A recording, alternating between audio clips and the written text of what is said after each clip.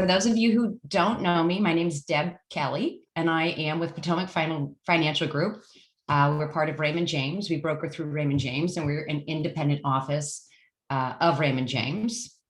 And I'm also a certified financial planner. So I don't only do investments. I am looking at the big picture with clients' lives, more event planning than investment planning.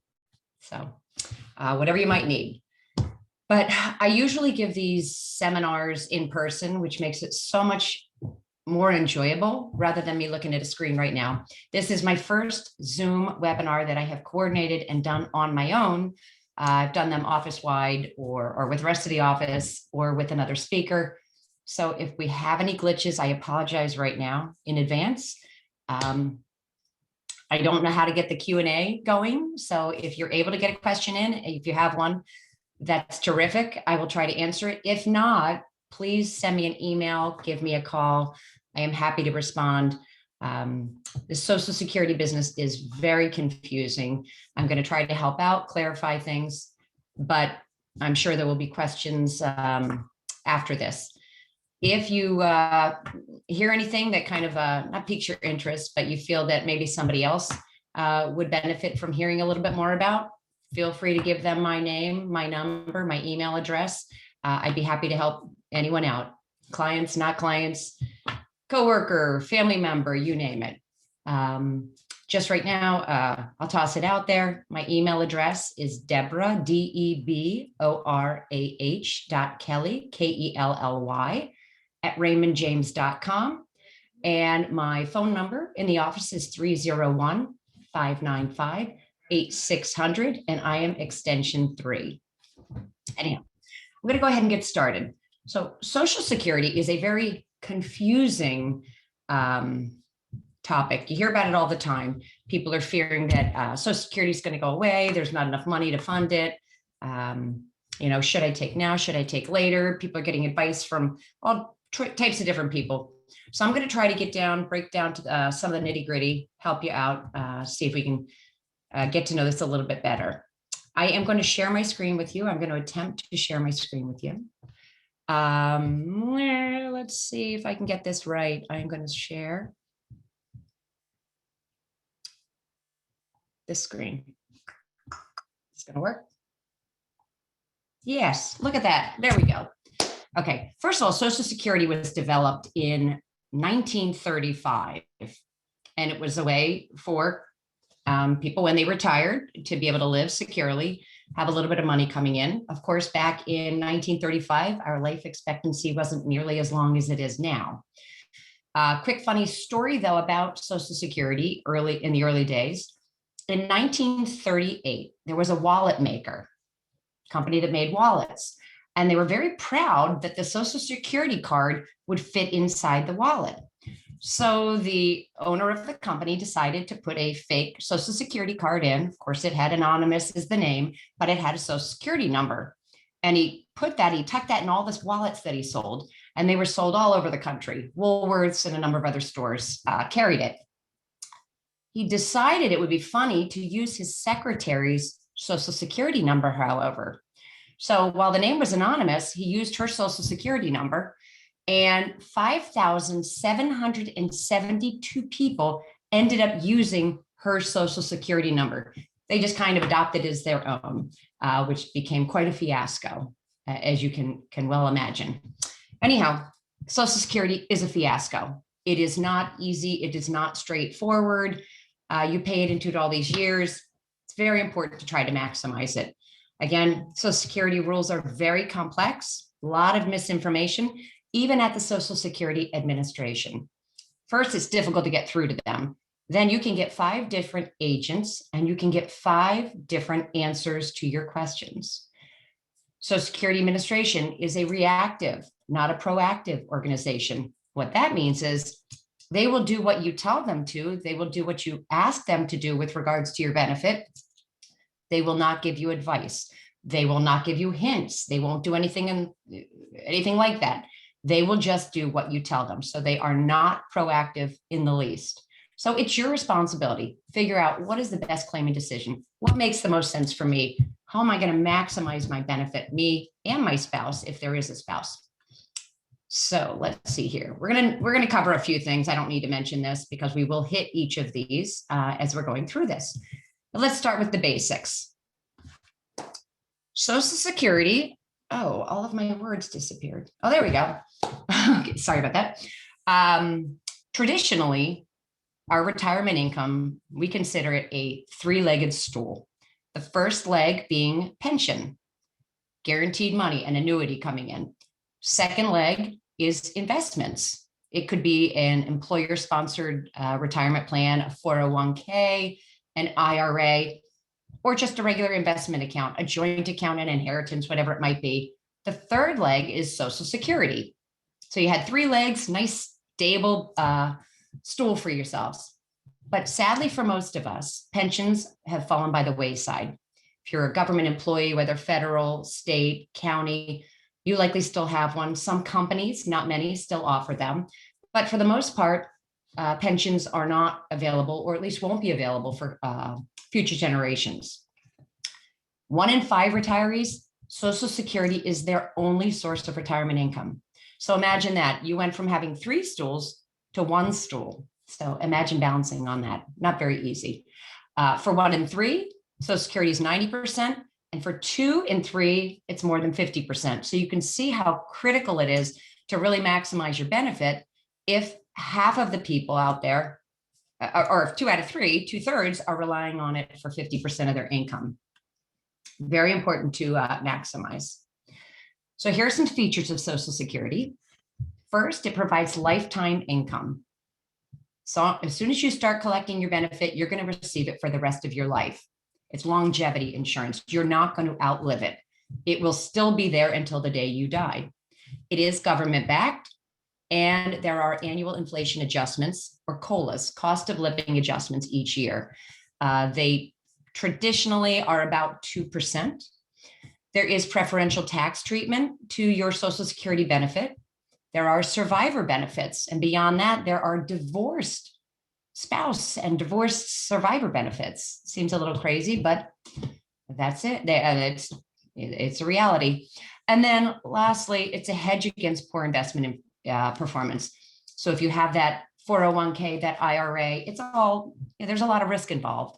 And depending on how the markets go, that's how your investment plan goes. But this is hedged against that. This isn't going anywhere. Your Social Security benefit is there. It's consistent. It will be there.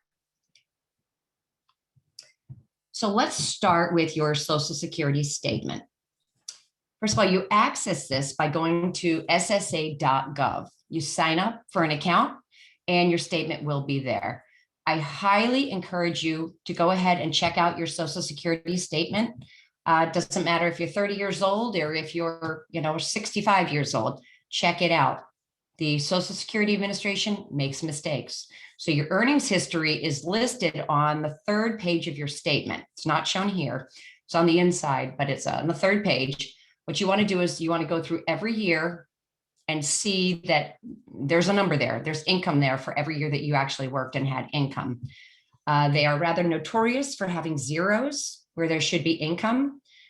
So it is important for you to look through your statement, make sure it's complete and it's as accurate as you think it will be. But here are the key numbers to look at.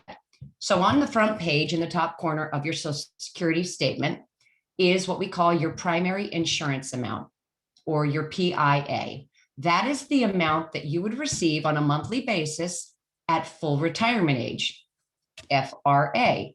In our government, there are a lot of acronyms for everything. Anyhow, so you have a PIA at FRA.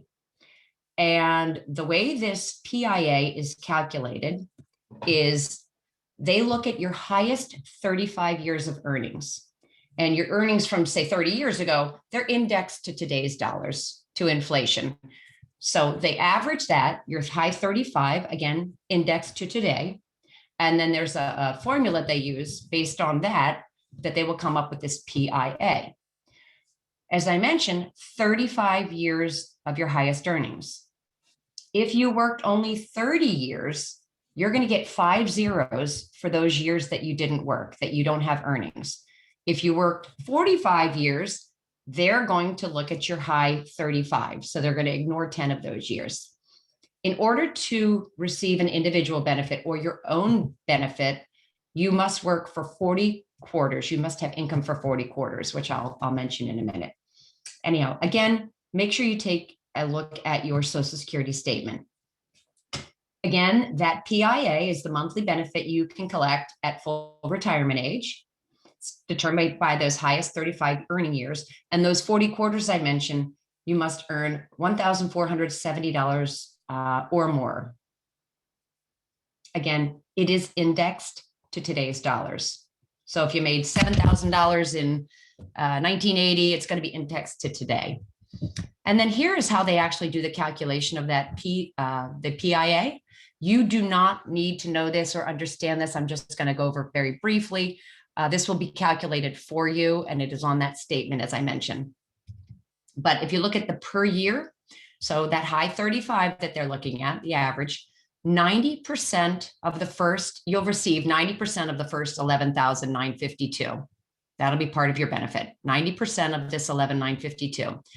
And then the next 72,024, you'll get 32% of. And then over 83,976, which is these added up, you'll receive 15% of. So you get 90% of the first 11 or 12,000, then 32% of the next 72, and then 15% above 84,000 or so. So in 2021, the maximum PIA amount is $31.48 per month, and it's $37,077.6 per year. That is if you're at full retirement age, and we're looking right now at 66, because 66 is the going age for FRA, full retirement age for retirees or people in general. So the way this is broken down is through the FICA tax. So you receive your paycheck, and when you receive your paycheck, you notice that there's FICA withheld. The FICA is 7.65%, and that breaks down to 6.2% going to Social Security, 1.45% is going to Medicare. So you're paying a total of 7.65 of your income towards FICA. Your employer is paying that same amount. They're also paying 7.65%. So there's a total of 15.3% going into FICA for every employee. If you are fortunate to be self-employed, you are not very fortunate in that you must pay both sides of the FICA tax. Again, if you're self-employed, so you pay the full 15.3. You pay the employee and the employer side. Let's see. There is a maximum earnings on which you have to pay Social Security. So this 6.2% that you're paying towards Social Security in 2021, it is only up to $142,800 of your income. Anything above that, you do not have to pay Social Security on. You do have, however, still pay that Medicare portion. So you still pay the 1.45 above this 142.8, but not the Social Security. But you can see how that's gone up over the years. In 2008, that maximum earnings was 102,000. It's 40,000 plus more in 2021. Again, you should go to ssa.gov/myaccount. That's where you can actually check your earnings, get your statement. And just a reminder, they no longer send paper statements unless you are 60 and over and are not yet receiving benefits. So you must go to the website to figure out, collect your benefit amounts. So I mentioned the FRA, full retirement age. Right now it's at 66. It used to be at 65. In 1935, it was 65 years old. In the 80s, they changed that to 66. Well, they've been upping it since the 80s. So it was at 65. It's been slowly moving up.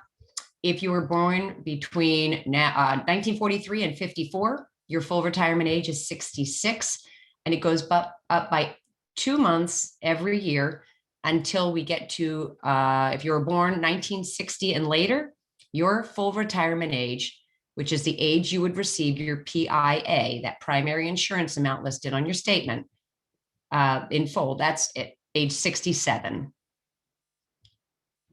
Now, so I mentioned your PIA, you receive 100% at full retirement at 66.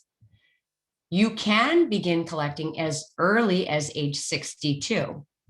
If you begin collecting early, however, your benefit will be reduced, and it is a permanent reduction.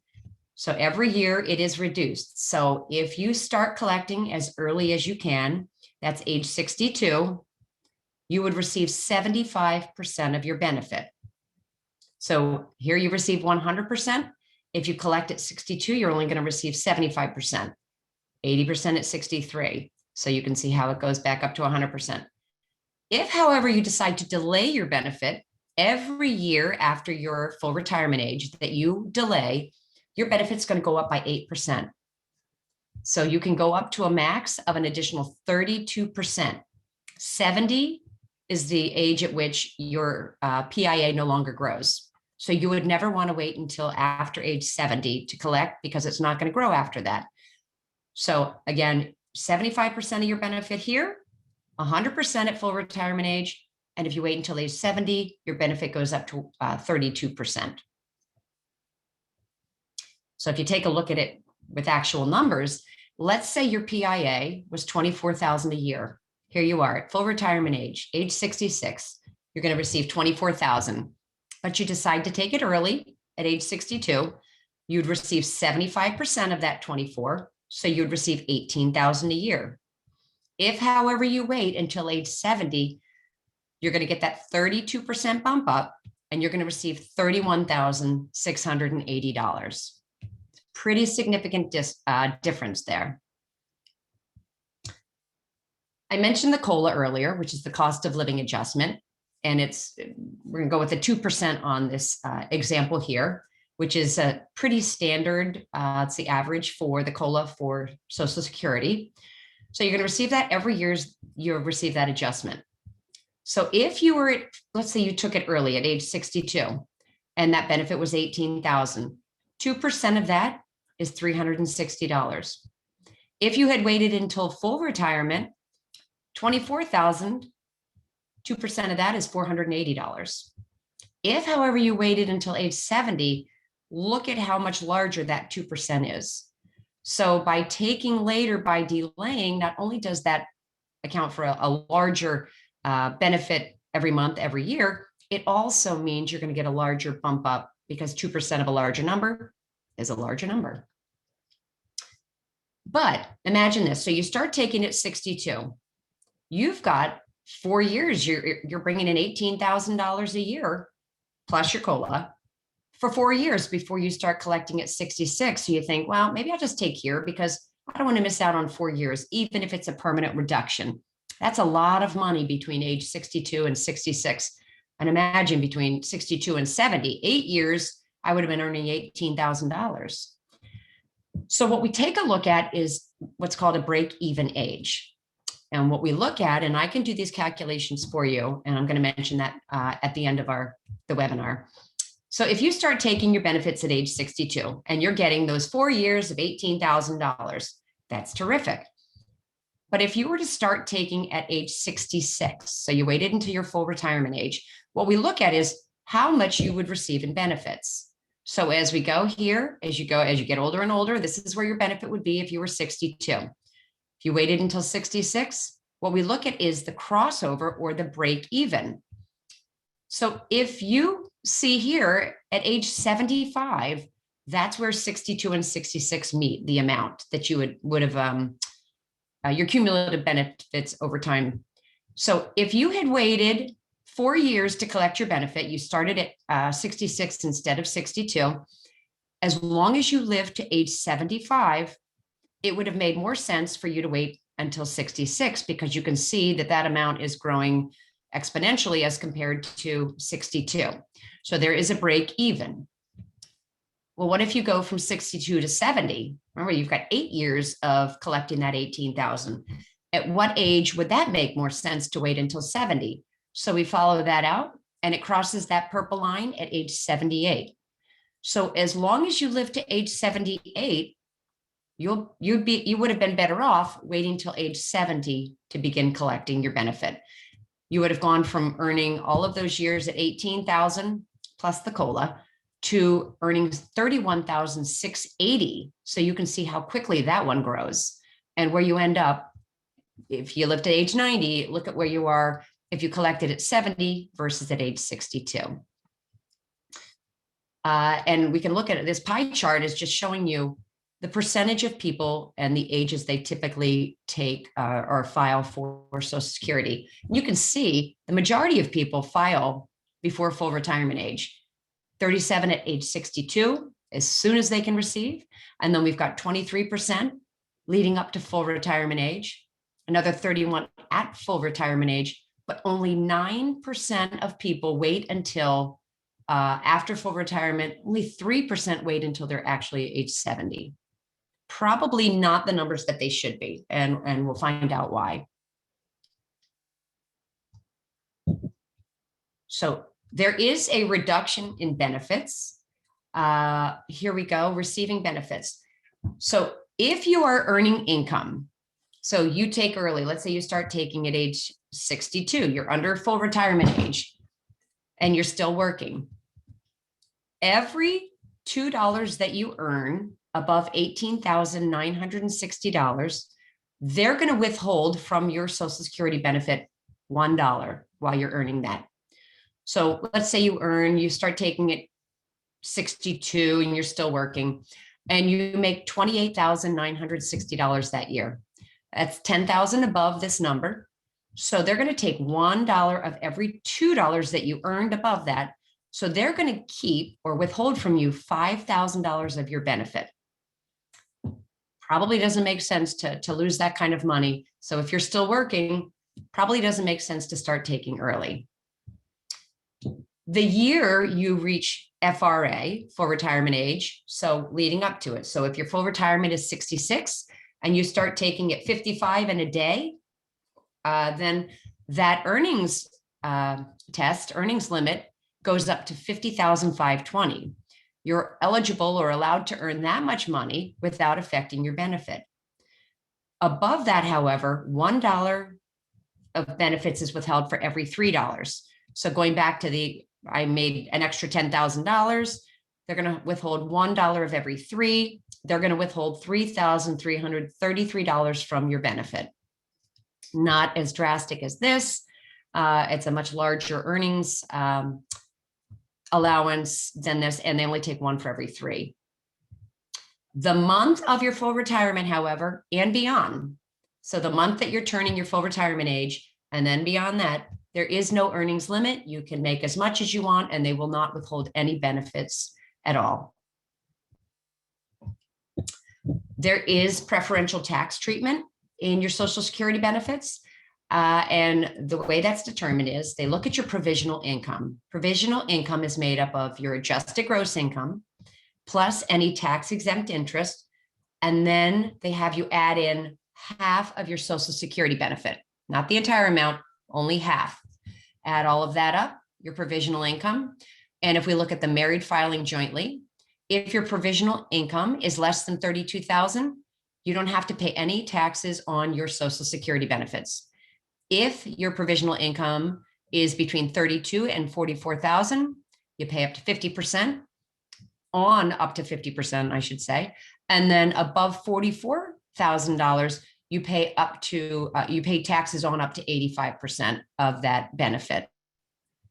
Single, the numbers are slightly different.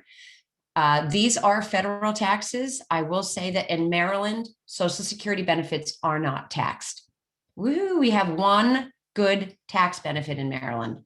Not a lot of other good things tax-wise in Maryland. Let me see. I'm missing one slide. Maybe it'll show up later. If it doesn't, I'm going to find it maybe. And that's just basically your life expectancy. What is the likelihood? So we were talking about if you are 62, it makes sense to wait until 75, or if you're before 75, if it makes more sense to start taking at 66. If you live to age 75, it makes more sense to start taking at 70 than 62 if you live to age 78. Well, what's the likelihood of living to those ages? Pretty high, at least for one of you living to those ages. Women have a longer life expectancy, but you'd be surprised at the number when you look at a couple. The woman is expected to live longer than the man, but as a couple, one of you living longer or to a certain age goes up exponentially. In particular, I don't know the numbers for women versus men, but I know as a couple living to age 90, the likelihood of one of you living that long is 49%. So a lot of longevity nowadays. So it's important to know when certain benefits mature, what we call mature, meaning they're not going to grow anymore. So let's look here. And this is a spousal benefit that I'm going to talk about in just a moment. But a spousal benefit is based on the working spouse, or not the one you're going to base it on. So you've got spouse A and spouse B, and spouse B is the higher earner, and you're going to take the spousal benefit based on that spouse. That no longer grows past full retirement age. So if you're taking a spousal benefit, it does not grow past your spouse's full retirement age. A widower benefit, same thing. It does not grow past full retirement age if the spouse wasn't taking it when they passed away. Then the worker benefit, so your own individual benefit, as I mentioned earlier, does not grow past age 70. So you don't want to wait until after age 70 to collect your own benefit. And then the spousal benefit, the widower benefit, you want to make sure you're taking advantage of those when they're no longer going to grow. So I'm going to have a few case studies. First one, single woman, Mary. She's 62 years old, so she can start collecting. She has never been married, so she is not going to qualify for a spousal benefit ever. She's retired. She has no income that's going to offset her benefit. Assume she'll live to 90. She's got longevity, and her primary insurance amount is $20,000. So this is an analysis, and this is the analysis that I can do for you if you're interested at all. And what it shows is the various strategies. So if she collects immediately, starting at 62, we'll look here first. So at 62, because she's going to only receive 75% of her full retirement benefit, the PIA, she's going to receive just a little shy. It's $14,917 for a lifetime benefit of $432,583. If she waits till her full retirement age at 66, she will receive her PIA amount of $20,000 for a cumulative lifetime benefit of $500,000. For her, the break-even point is 76. So if she lives to age 76, it makes more sense for her to take her benefit at 66. Oh, goodness. At 66 as opposed to 62. Now let's look if she waits to age 70, which is probably a wise thing to do because she does have longevity and she doesn't have a spouse. Begins at age 70. Her first year benefit is $25,867. Lifetime benefit is $543,200, and her break-even point is age 79. So if she lives to age 79, and we say she's expected to live to age 90, it makes more sense for her to wait to age 79 rather than to take at either 62 or 66. Her benefit will be greatest if she waits until age 70. And you can see here her benefit, how this would be. And keep in mind, these do not include a COLA. So this is based on today's dollars. If her benefit was 20,000, of course, we know that it would have stepped up each year until she turned 70 at about 2%, but we're just doing straight up numbers.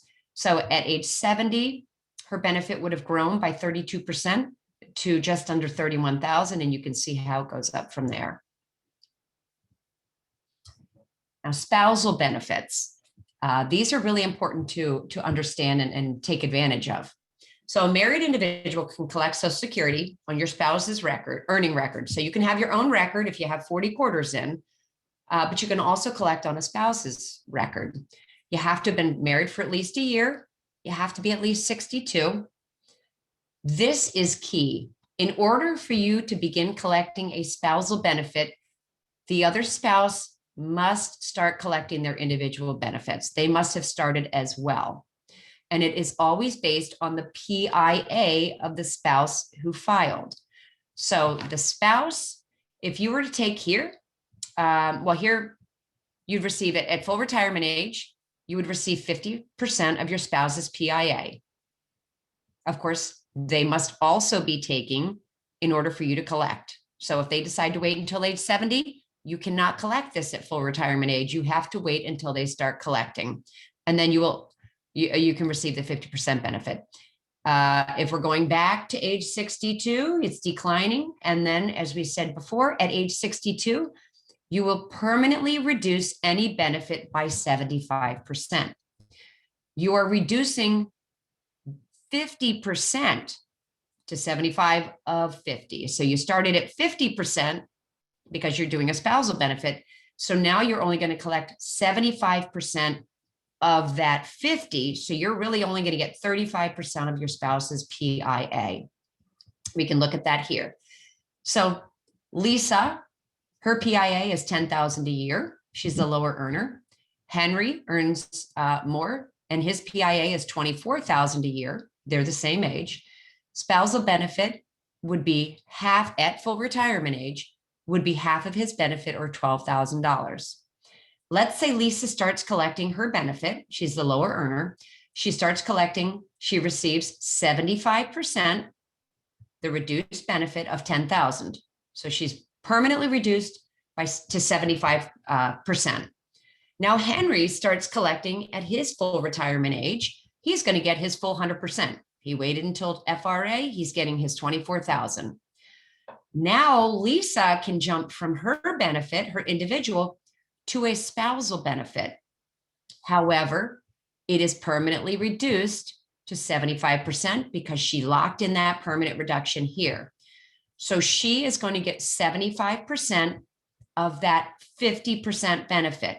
So she's going to receive 75% of $12,000. So her benefit is $9,500. There is a survivor benefit, however, that I'm going to talk about in a minute. And that survivor benefit, she would bump up and receive his full amount, the amount that he was receiving at the time of death, as long as he dies at full retirement or later. She's going to receive his full PIA amount, or what he's receiving. So here he started at $24,000. He dies right away. She bumps up from her $9,500 to his $24,000. So she's going to receive this. As a spousal or a survivor benefit, you do not receive both benefits. You do not receive yours and your deceased spouse. You only receive the higher of the two. See another example. Katie and Rick are married, both 66, so they're both at full retirement age. They're retired, so there's no reduction based on income. Longevity, yet again, living to 90. Rick's PIA is 30,000. Katie's PIA is 0, meaning she did not have 40 quarters of income. So she does not qualify for her own benefit. Let's say Rick has decided to wait until age 70.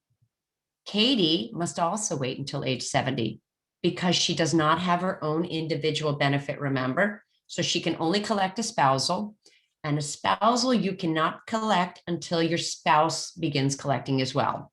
So if he started collecting at 66, now she would receive 50% of his benefit, or $15,000. But because he's waiting until 70, she too has to wait until 70. So here you can see they're both 70 years old, receiving the benefit. He's receiving his full, stepped up by 32%, and she is getting half of his benefit. Here's yet another example. Now this is when there's a disparity in the PIA amount. Both married, well, both married. Of course, they're married, both married. They're married to each other. 66 years old again at full retirement age. They're retired, going to live to 90. Rick's PIA is 30,000. Katie's is 10,000. So Rick is going to wait until 70. But Katie, however, shouldn't file any later than 66 because her individual amount at 66, she's going to get 10,000. And then when he starts collecting at 70, he is going to have let his bump up so much that she will be able to jump up to his benefit. So it would not make sense. And she certainly wouldn't want to wait until he turns his on because she's eligible for her own benefit. Imagine that if she waited until he turns his on at 70 and she collect a spousal benefit, she would have missed out on those 4 years of income because no matter what, she's going to get 50% here. So she may as well start taking her own benefit at 66. So you can see here, she begins collecting at 66. She gets her full amount of 10,000. It's stepping up by the 2%. But once he hits 70 and he turns his on, she's going to bump up to his spousal benefit, which is 50% of what he's earning. Let me make sure I clarify. I had said you're eligible for 50% of your spouse's FRA. If, however, your spouse is making more than the FRA he has held off, you qualify for that amount. It's just if he takes early, you still qualify for his half of his FRA. Let's see another one. And this is when there's a difference in age and PIA. So married, Fred's 62, Wilma is 10 years younger at 52. Working, assumed to live to age 90. Fred's PIA is 30,000, Wilma's is 20,000. So for that spousal protection, so to maximize the survivor benefit, he should probably wait until age 70. His will go up again by 32%. So he's going to get significant growth in his benefit, which upon his death, she's going to receive his benefit. And if she starts collecting at 62, so even though she's going to get a reduced benefit, she's going to get 75% of this 20,000. Imagine her break-even age, we had said earlier, is 79, I believe it was. So she's almost 80 years old by the time she's going to be able to, for that break even. But by then, there's a good chance that Fred is no longer going to be around. She's going to qualify for that survivor benefit. So she could be earning her 75% of 20,000 from age 62 until his death. Now, what if he dies at 75? Imagine that. She's going to start collecting his full 132% of his FRA because he's let it grow at 75 years old. So when there's a significant difference in age, it usually makes more sense for the older, higher earner to take his benefit or take it later, and the younger one to take it right away. So delaying the higher earner's benefit is a win as long as either person is alive at the break-even age. Just one of them needs to be alive. And we already said that, like in that last case, Wilma would have been. She's 10 years younger. Well, we can't guarantee that she will be, but she should be.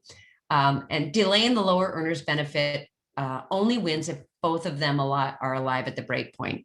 So with that 10-year age difference and it being a man who's the older, there's a better likelihood that he's going to be gone and she's going to be able to qualify for that survivor benefit before she hits that break even. So only one of them will be at that break even.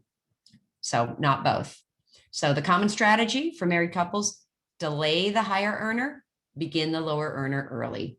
Now, there are a number of reasons why you would or wouldn't do that outside of this. This isn't a fail-safe for everybody.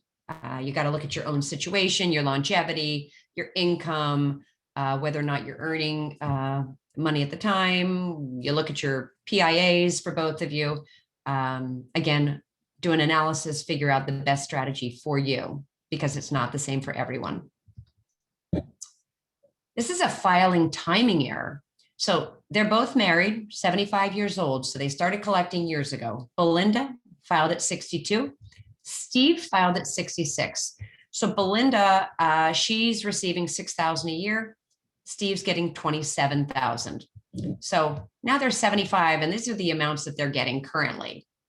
Well, when she filed at 62, she wasn't eligible for a spousal benefit because he wasn't taking yet. Remember, he started taking at 66. So she had to file for her own benefit, which was a 75% reduction of her individual benefit. But when he started collecting at age 66, she should have contacted the Social Security Administration to request to switch to a spousal benefit. They will not automatically do it for you. As I mentioned, they are reactive, not proactive at Social Security. So you actually have to contact them for something like this to happen, for a change like that, if you want to jump from your individual to a spousal benefit. So because she failed to file for those spousal benefits, she missed out on, so it would have been 75% because she started early, locked in at 75%, but she would have received 75% of half of his benefit of what, 13,500. So just over $10,000 she would have been receiving every year since age 66, but instead she's been receiving 6,000. Again, be proactive because the Social Security Administration is not. They do offer what's called a 6-month retroactive check, and it's only after full retirement age. And you really want to look at this likely once you're 70. So let's say you're 70 years old, or just over 70, or 70 and a half, I guess. You're 70 and a half years old and you forgot to file. You wanted to file at 70 because it doesn't make sense to wait after 70. Your benefit's not increasing past that. So you forgot. So you contact the Social Security Administration. They will actually pay you back for up to 6 months of lost benefits. So they will go back to when you hit 70 and pay you for those missed months. If, however, you're 70 and you say, oh, I want to go back 6 months myself and get those checks for the last 6 months, you can do that. But what they're going to do is consider that you started collecting at 69 and a half. So you're going to reduce your lifetime benefit by 4%. This is something that really is in play more so if you forgot after 70.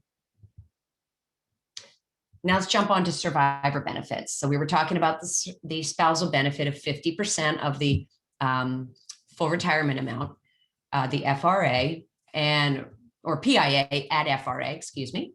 A surviving spouse can receive the deceased spouse's benefit if married at least 9 months. You have to be at least 60 years old because you can actually start collecting a survivor benefit at age 60 as opposed to a normal benefit at age 62. If you're disabled or caring for a deceased spouse's child, you can also get a survivor benefit. You cannot have been remarried prior to age 60, so you can't be married to somebody else right now.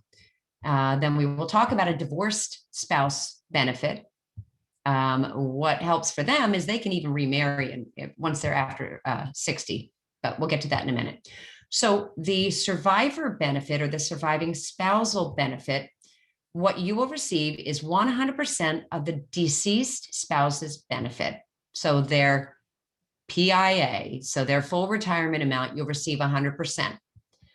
Of course, it's decreased if you claim early. So if you say, I'm going to get that benefit, my spouse died at whatever it might be at 60 years old, 59 years old, I'm entitled to his full benefit at his full retirement, or his full retirement benefit. I keep doing that. Sorry.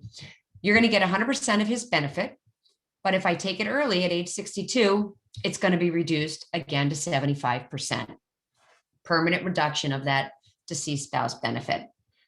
I mentioned that you can take a couple years earlier for the survivor benefit. You can take as early as age 60, but they further reduce permanently that benefit to 71.5%. So 71.5% of your deceased spouse's benefit. Here we go.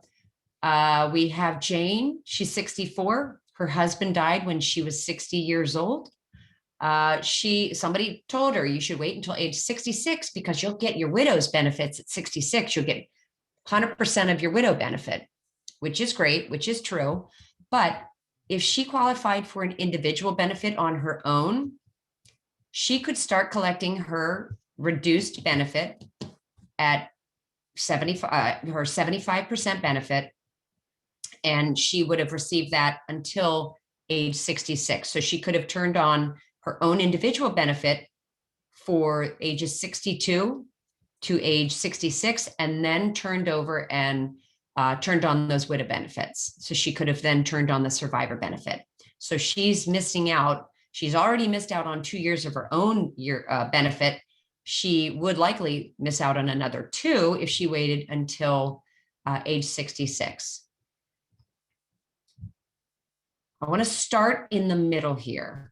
So this is, it depends. And now this is very sexist because we're saying the husband is the one who dies and he's the one who is the higher wage earner. So you're going to take a spousal or a survivor benefit based on him. So we say here, look at the middle one. If the husband dies before he starts taking his Social Security and before full retirement age, the widow will receive his full PIA if she waits until her full retirement age, but she qualifies for his full amount, 100% of his PIA. Again, if she takes it 62, it's a 75% that she'll receive permanently. And if she takes it 60, it's the 71.5. So this is if the husband dies before taking Social Security and before full retirement.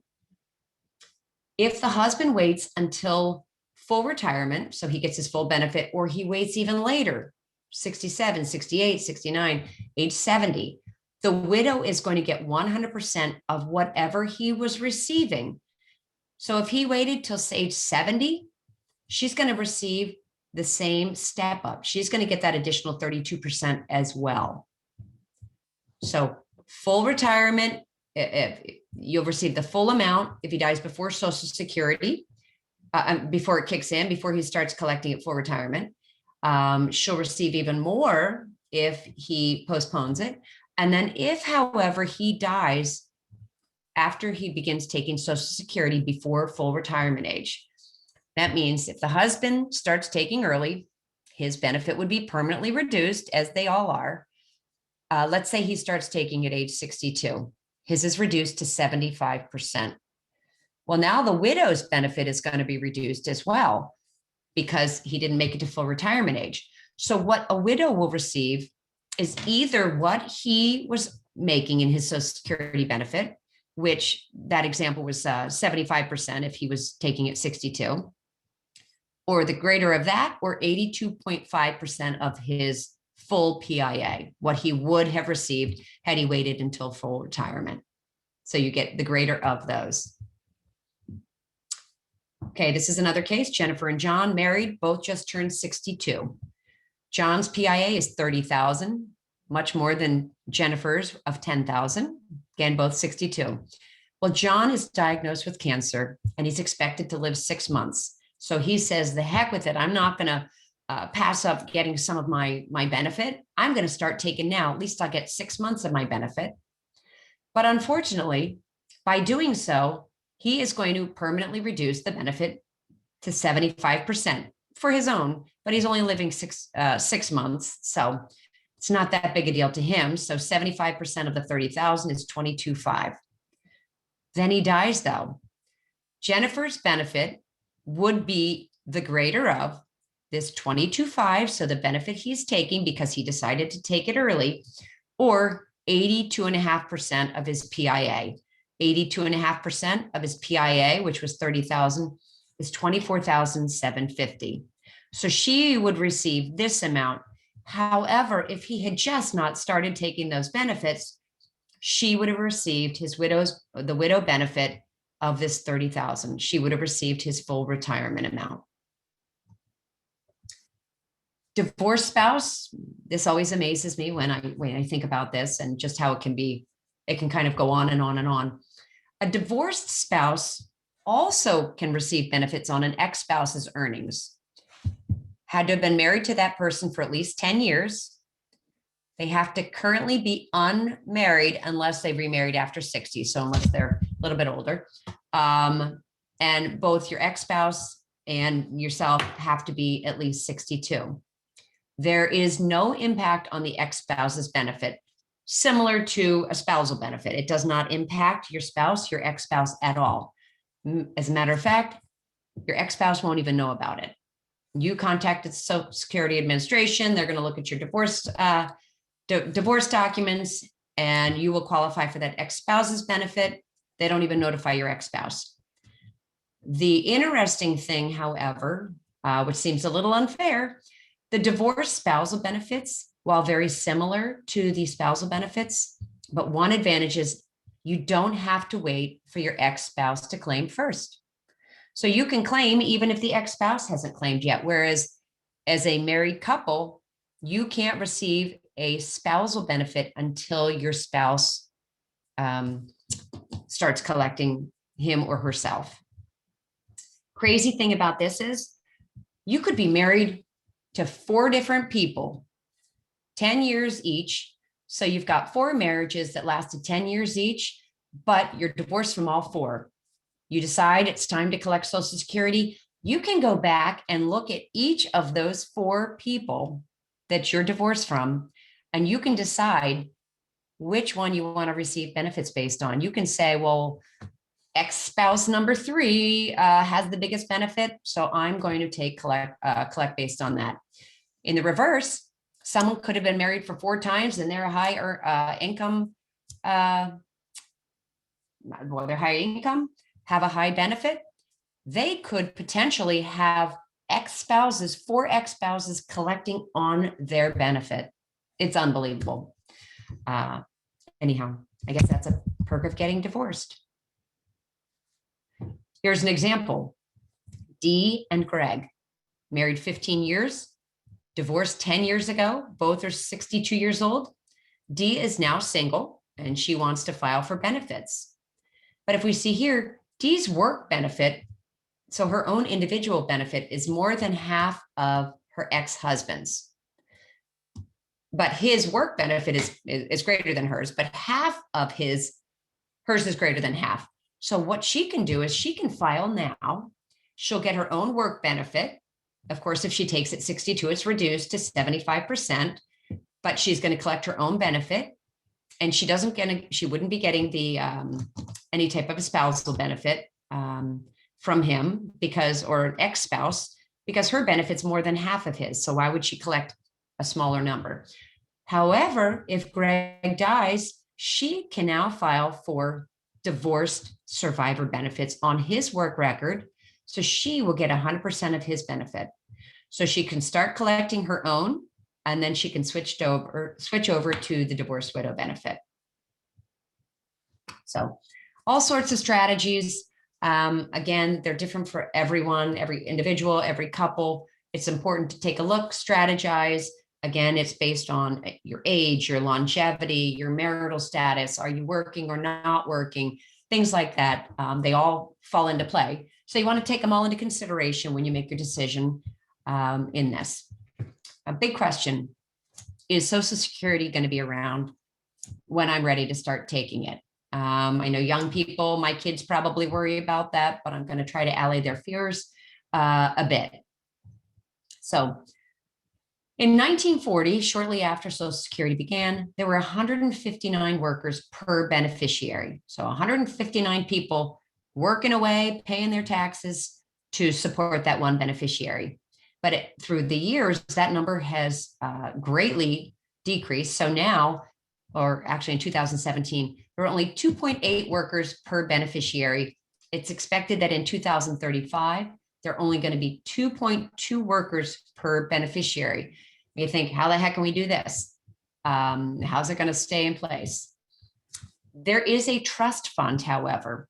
So Social Security, our system and our benefits, 79% of the benefits come from taxes that are being paid now from those FICA taxes, the employee and the employer portions. So 79% of the benefits come from that. The remaining 21% comes from a trust fund, Social Security trust fund, that only recently they had to start tapping into. But the trust fund currently is scheduled to run out of money in 2034. So in 13 years, if there are no changes.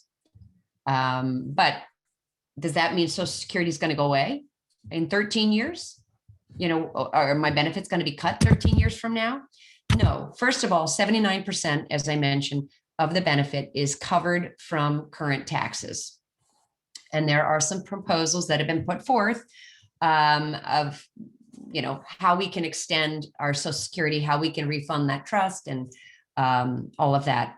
But for those of you who are 55 years and older, these should not impact you at all. The options that are out there are, first, raising the payroll tax percentage from the current 6.2%. So if we were to gradually raise that, if it were to be gradually raised by 2%, that would increase the solvency about 75 years. This is what Biden has been proposing. So increasing that 6.2% by 2%. So 8.2%. Puts a little bit of a dent in your paycheck, but I suppose not too bad. They could raise the limit on the amount of pay that is taxed.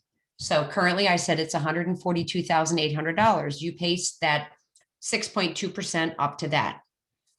They could increase that, and they've already been doing that over the years, which we'll see. But if they go above 142.8, they could go significantly higher. They could remove the cap entirely. That is not going to be a positive thing for the middle class and the middle income earners and the high income earners, because you're going to be paying and paying and paying on that. But that is a possibility. There's another possibility, which is to raise the full retirement age from the current 67, which is where we're headed. If you were born in 1960 or later, it's 67. They could certainly raise the age for that. They could lower or perhaps even eliminate the cost of living adjustments.